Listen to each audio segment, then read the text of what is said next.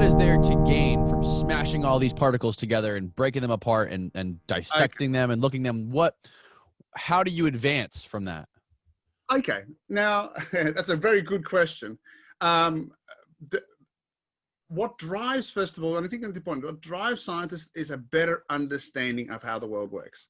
So I get that question asked a few times, what's the value, particularly on my YouTube videos where people go, oh, what a waste of money, right? Let me draw out a few examples in history that ask the same question, but it'll drive the point I'm trying to make home. Michael Faraday, I'm not sure if you're familiar with the scientist of the 19th century, right?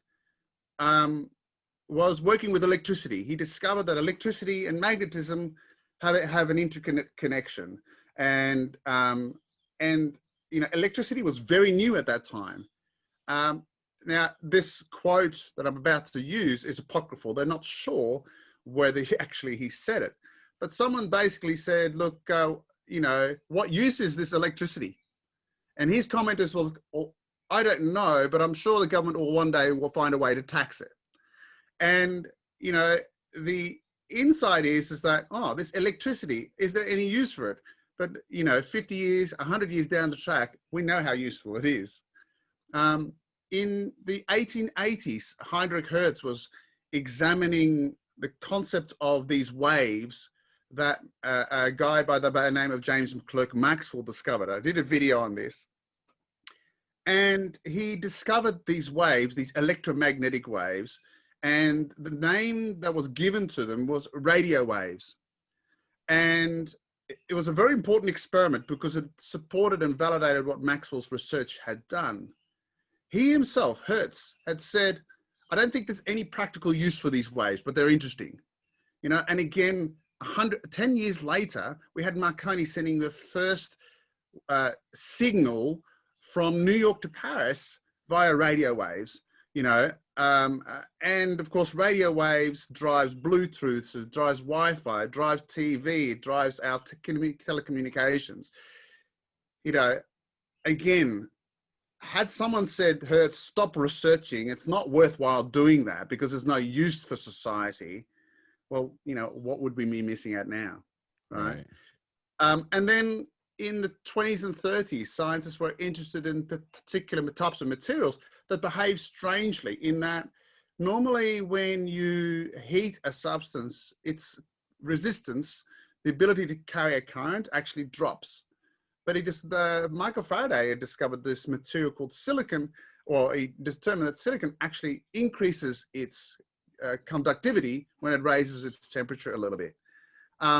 But understanding of why that led to what we refer to as often what we call semiconductor research.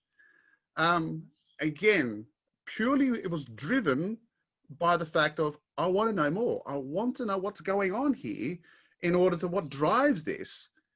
But from that came the concept of the transistor, the integrated circuit. All our computer technology is based on that, including solar cells as well, which also uses semiconductors. So I guess the question I want to basically answer your question.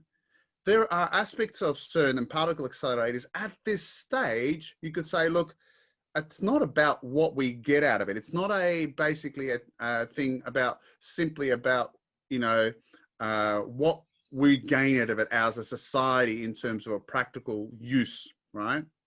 It's about understanding nature. But I will add, there have been many benefits already that we've benefited from institutions such as CERN. In 1989, a guy by the name of Tim Berners-Lee developed a way of communicating information across a computer network in order to support, you know, communication between scientists at CERN. He created the World Wide Web. So, you know, that came out of them. The idea of using our phone and this, what we refer to as capacitive touch, the fact that as a touch, Well, that came out of basically CERN. They had this panel to basically control this particle accelerator. They had way too many buttons. How can we do it in such a way that we can make one button do multiple things depending on what you touch? So capacitive touch came out of that. We have technologies such as PET scans. I'm not sure if you're familiar with PET scans, but PET scans is basically using the concept of particles to diagnose and in some cases treat cancers. So using, again, the technology, we now have machines that are able to diagnose and treat cancers, or PET technology.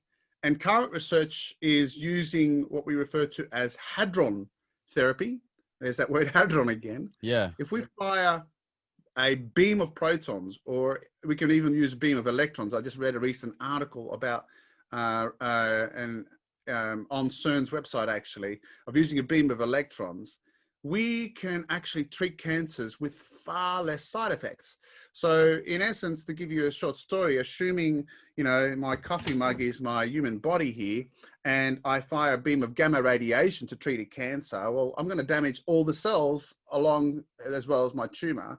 And so what they do is to say, oh, okay, I fire a beam if I'm a beam this way, and I fire a beam this way, and I fire a beam this way, and all the different places, and they all intersect where the tumor is. Well, I'm going to kill the tumor, but I still will damage all those cells around it to a certain degree. Right. They discovered that if you fire a beam of hadrons, or a beam of electrons, they actually behave differently. They actually drop most of their energy where you want them to. So in other words, you can actually cause very little damage, but then do all the damage where the tumor is. Now that technology comes out of the technology that CERN's produced in order to understand nature.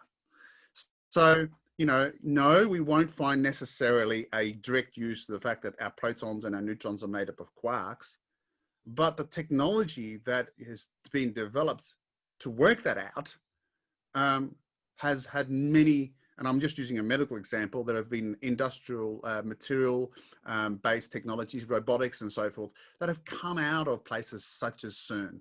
Because, you know, those technologies, someone said, hold on, that's really good to understand that, but you know what, let's apply that to this situation. And all of a sudden we have now, you know, utility out of a discovery of our universe, if that makes sense. So is that treatment, that cancer treatment where they shoot the hydrogen atoms or what? Yeah, the protons, yep, hadron therapy, yeah. Yeah, when they shoot the protons, have they actually tested that on humans? Yeah, there's actually, it is actually a feasible technology as we speak. However, the problem is the cost. So it's not something that you can say, you know, every corner hospital can have it. So there are a number of places in, I think that don't quote me on this, but I think there are 2 or 3 centers in Europe that currently offer hadron therapy.